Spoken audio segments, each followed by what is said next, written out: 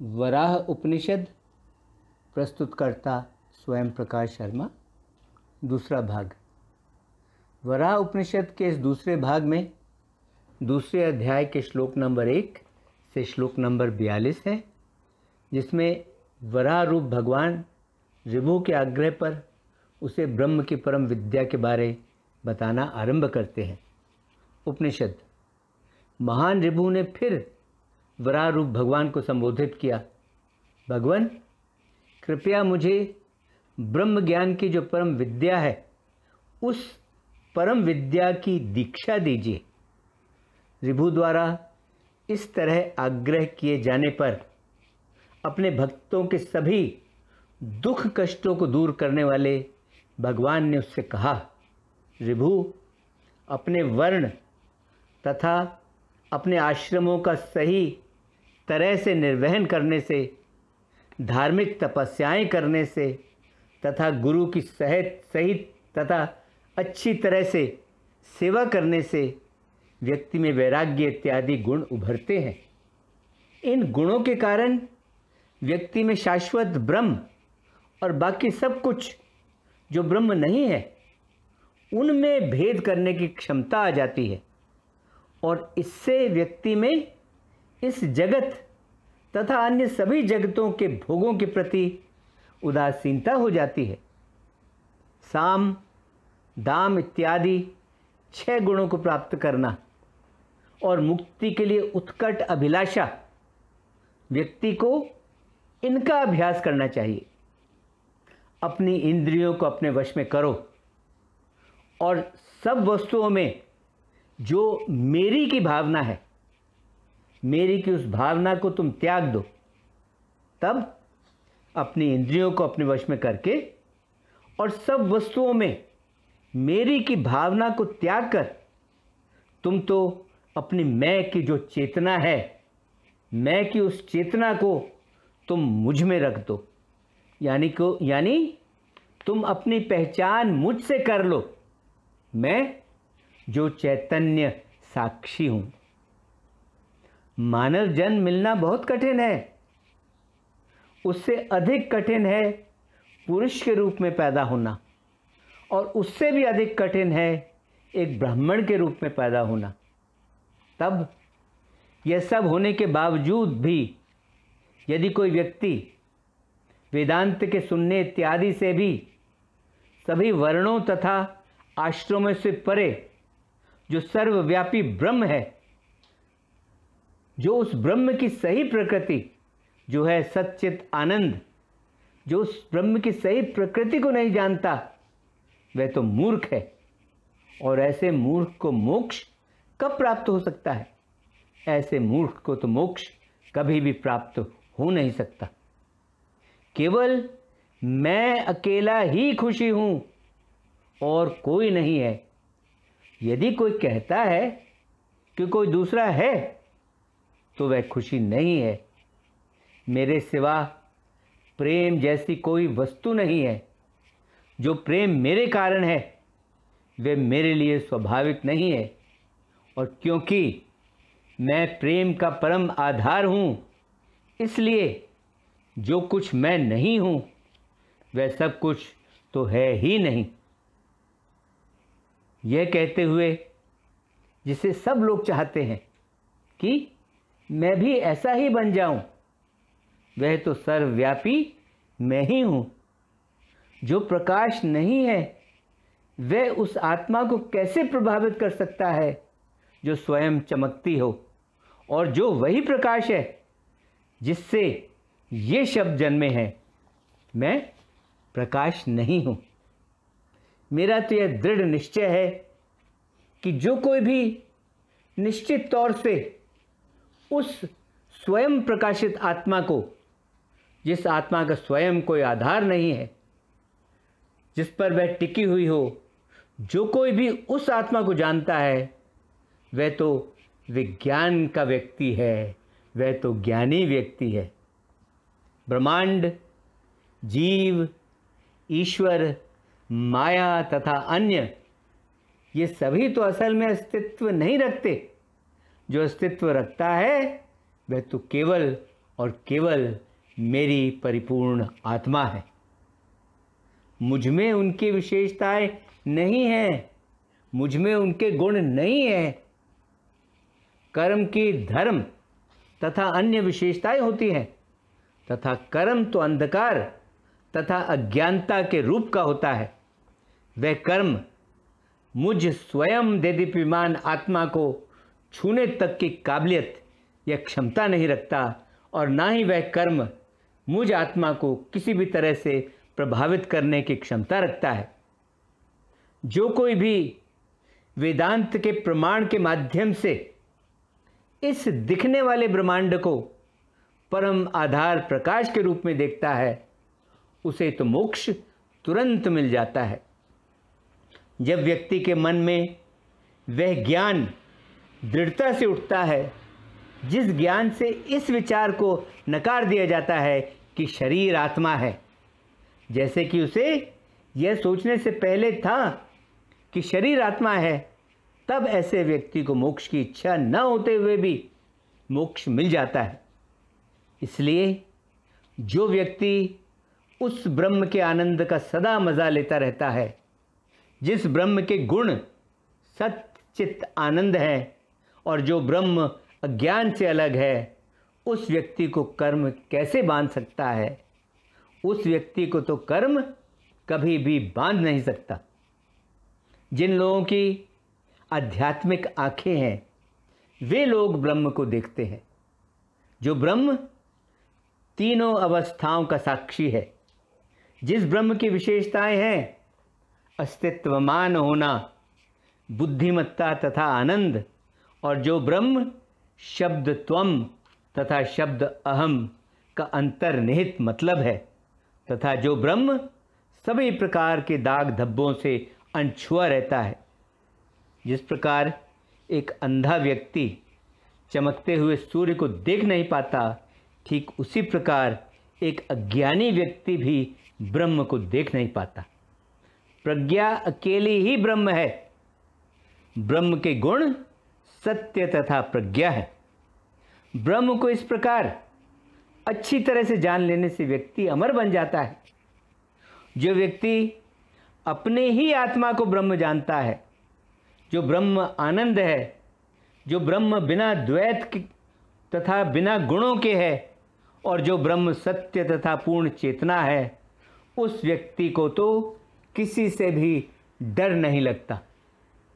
वह जो केवल चेतना है, वह जो सर्वव्यापी है, वह जो शाश्वत है, वह जो परिपूर्ण है, वह जो आनंद के रूप का है, और वह जो अनश्वर है, वही एक अकेला सच्चा ब्रह्म है।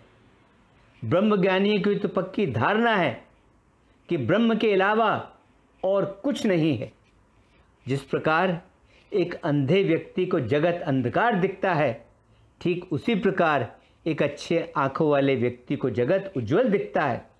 इसलिए यह जगत जो अज्ञानियों के लिए दुख कष्टों से भरा है, वही जगत ज्ञानियों के लिए खुशियों से भरा है।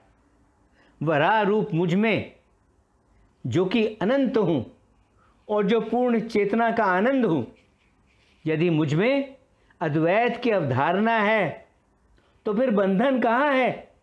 और वो कौन है जिसे मुक्त कराना है, जिसे मोक्ष दिलाना है?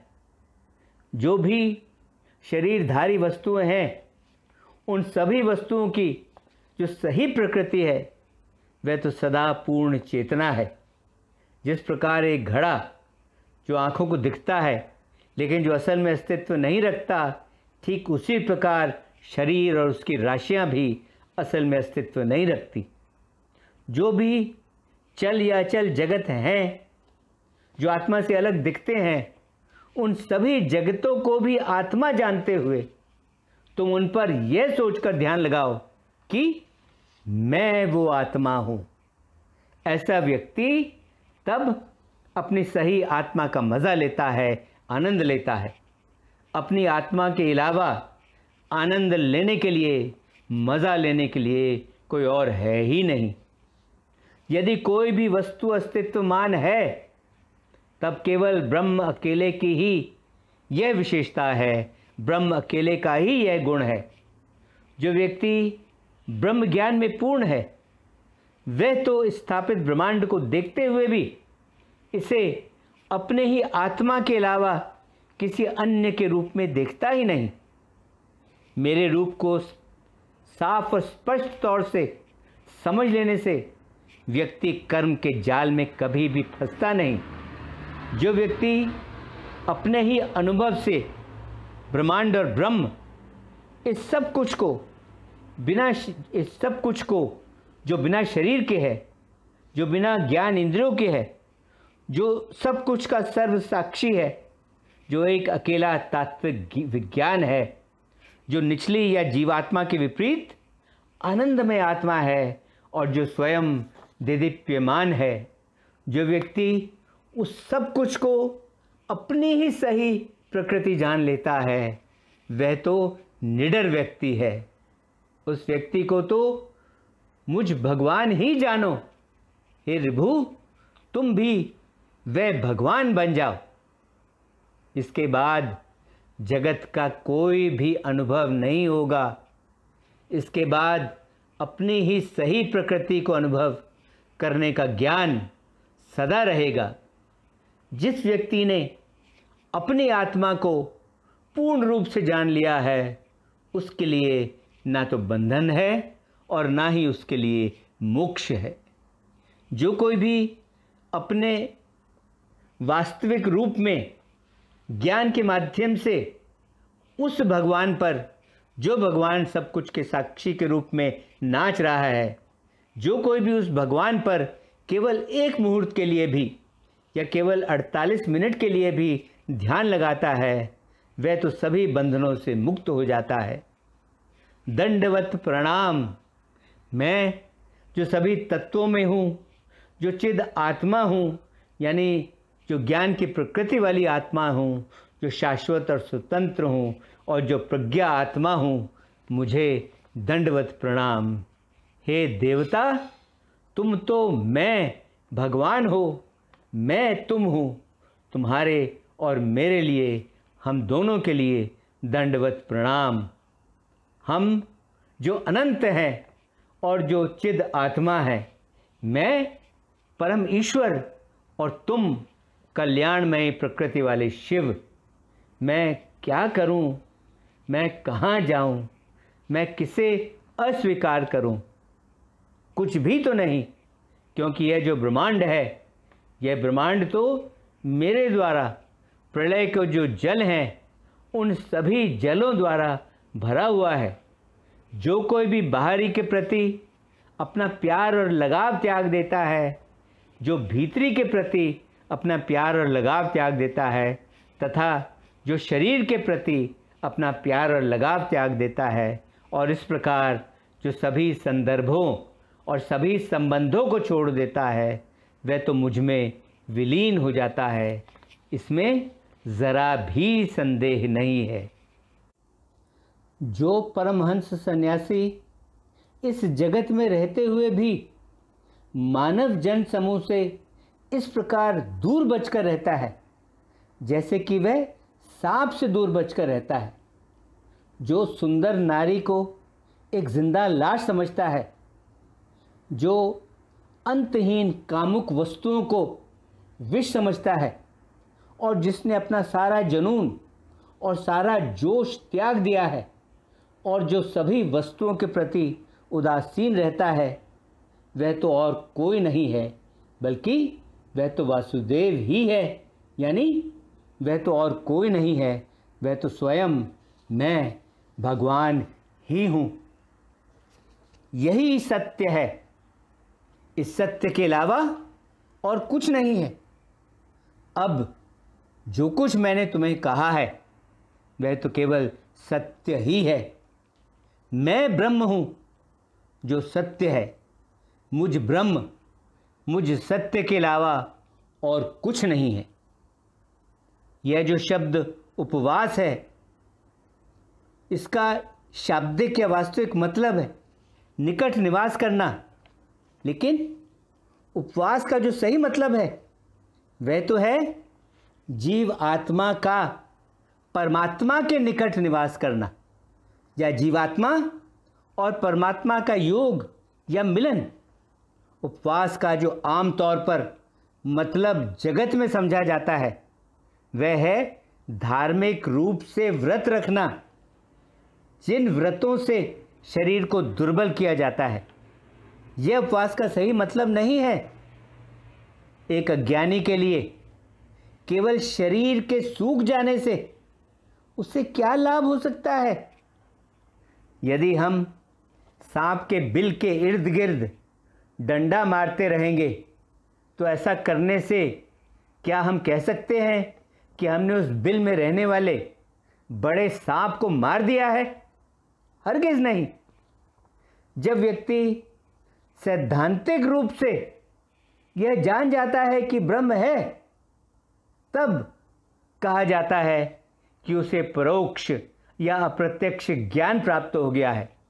लेकिन जब व्यक्ति को इस बात का एहसास हो जाता है कि वह तो स्वयं ब्रह्म है, जब वह इस बात को जान जाता है कि वह तो स्वयं ब्रह्म है, तब कहा जाता है कि उसने साक्षात्कार प्राप्त कर लिया है, उसने प्रत्यक्ष या सीधा अनुभव प्राप्त कर लिया है।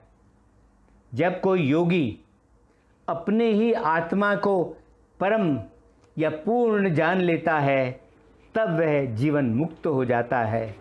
हाँ, जब योगी अपने ही आत्मा को परम या पूर्ण जान लेता है, तब वह जीवन मुक्त हो जाता है। इसके साथ ही वराह उपनिषद का दूसरा भाग, जिसमें श्लोक नंबर 1 से श्लोक नंबर 42 तक थे, संपन्न हुआ। ओम शांति शांति शांति। ओम।